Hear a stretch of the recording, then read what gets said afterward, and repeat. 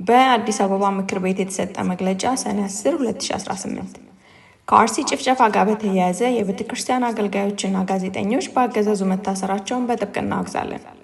ሰኔ 10 2018 በብልጽግና አገዛዝና በርዕዮተ አጋሩ ኦነግ ሸኔ ግንቦት 23-24 ቀን 2018 በምስራቅ አርሲ 3 ወረዳዎች በተፈጸመ አሰቃቂ የጄኖሳይድ ጥቃት ከ50 በላይ ንጹሐን በግፍ መጨፍጨፉን፣ 2 የኢትዮጵያ ኦርቶዶክስ ተዋሕዶ አብያተ ክርስቲያናትን ጨምሮ ከ300 በላይ ቤት መቃጠላቸውን፣ ከ190 በላይ ሰዎች ደብዛቸው መጥፋቱን እና ከ500 በላይ አባወራዎች መፈናቀላቸውን በወቅቱ መገለጹ ይታወቃል። ሆኖም በቀጣይ የተሟላውን እውነታ ሙሉ ለሙሉ ወደ አደባባይ ለማውጣት በተደረገ ርብርቦች የሟች ቁጥር በእጅጉ አሻቅቦ ከ112 በላይ ደርሷል።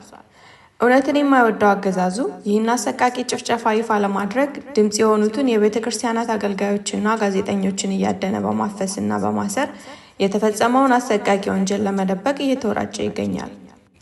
በዚህም መሰረት እነ ቀሲስ መምህር ዶክተር ዘላለም መዝገቡን ጨምሮ በርካታ የኦርቶዶክስ አገልጋዮችን በግፍ ያሰረ ሲሆን ሰሞኑን ደግሞ ጋዜጠኛ ሳልሳዊ ባይከዳኝ በግፍ አፍኖ በጨለማው ቤት አስሯል።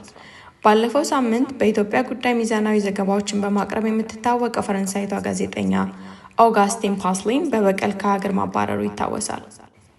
ቀደም ሲል የአገዛዙ ልሳኖች በሆኑት ፋናና ዋልታ ሚዲያዎች በጋዜጠኝነት ስትሰራ የነበረችውና በአሁኑ ጊዜ በግሏ የምትንቀሳቀሰውን ጋዜጠኛ ሳልሳዊ ባይከዳኝ በምስራቅ አርሲ የተደረገውን አሰቃቂ ጭፍጨፋ እውነት በመዘገቧ ብቻ ሰኔ 1 ቀን 2018 በአገዛዙ ታፍና ከማንም ሰው ጋር እንዳትገናኝ ለብቻዋ ከታሰረች በኋላ ሶሊተሪ ኮንፋይንመንት ሰኔ 9 2018 ዓ.ም በእነ መምህር ዶክተር መዝገቡ ካሳ ክስ መዝገብ ፍርድ ቤት እንደቀረበች ምክር ቤታችን ማረጋገጥ ችሏል። ድርጊቱ በንጹሐን ላይ አሰቃቂ ጭፍጨፋ ከፈጸመና ካስፈጸመ የጄኖሳይድ አገዛዝ የሚጠበቅ ያፈና ተግባር ቢሆንም በእስር ላይ ለሚገኙ ወገኖቻችን ድምፅ መሆን ግድ ይላል። ንጹሐንን ጨፍጭፈው ድምፅ የሆኑትን የህብረተሰብ ክፍሎች የማፈንና የማሰር ተግባር ዓላማ ግልጽ ነው። አገዛዙ በህብረተሰቡ ውስጥ ፍርሃትን አስፍኖ ንጹሐን ሲጨፈጨፉ ዝምታ እንዲነግስ ነው የፈለገው። ይህ መቼም የማይሳካ ከንቱ ምኞት ነው።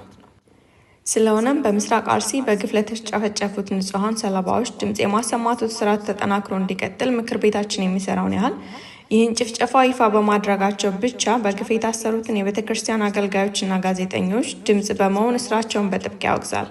በዓለም አቀፍ መድረክም ድምፃቸው ይሆናል። ስለተባበረን እንጠነክራለን፣ እናሸንፋለን። የአዲስ አበባ ሚዲያ ምክር ቤት ሰኔ 10 2018